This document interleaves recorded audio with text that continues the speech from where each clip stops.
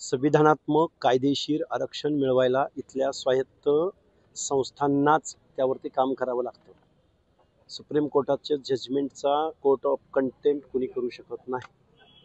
बेकायदा तुम्ही मागण्या करताय, शासकीय लेवलला पण काही बोगस कुणबी सर्टिफिकेटसाठी शासन मदत करतंय, हे सर्व बेकायदा आहे. हे उद्या न्यायालयामध्ये हे चॅलेंज झालेलंच आहे. दादागिरीच्या जोरावर, झुंडशाहीच्या जोरावर शिव्या देऊन जर आरक्षण घेता येत असतं तर गावगाड्यातला शेवटचा घटक, ओबीसी मधला शेवटचा घटक, आलुता बलुता त्याचं आरक्षण जर जरांगेने जर तुंडका पाडला, काय कुंडका पाडला, काय म्हणताय, तुकडा पाडला त्यांनी, तर महाराष्ट्रातल्या सामाजिक न्यायाच्या प्रतीक्षेमध्ये असणाऱ्या बलुत्याचं, आलुत्याचं, भटक्या विमुक्ताचं आरक्षण त्या दिवशी संपलेलं असेल आणि ते लोकनियुक्त शासनाच्या वतीनं संपलेलं असेल असं मी जबाबदारीनं सांगतो. काय वाटतं त्यांच्या आंदोलनाचा फरक दिसेल? आंदोलन ते दादागिरी करतायत, दुसरं काही फरक दिसायचं काय कारण नाही.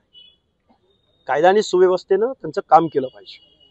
अशा राष्ट्रविरोधी, घटनाविरोधी, कायद्याविरोधी, शासनाविरोधी, शासन म्हणण्यापेक्षा शासनाच्या धोरणाविरोधी जो काम करतो, तो राष्ट्रद्रोह करतो, तो इथल्या म्हणजे तो लोकशाही मानत नाही. साधं सोपा अर्थ आहे.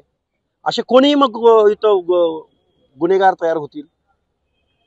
त्याला सामाजिक पाठिंबा झुंड गोळा करून जर असे कोण मागण्या करायला लागले तर मग गावातल्या शेवटच्या घटकाचं, आपल्या सोसायटीमधल्या शेवटच्या घटकाच्या हिताचं संरक्षण कोण करणार?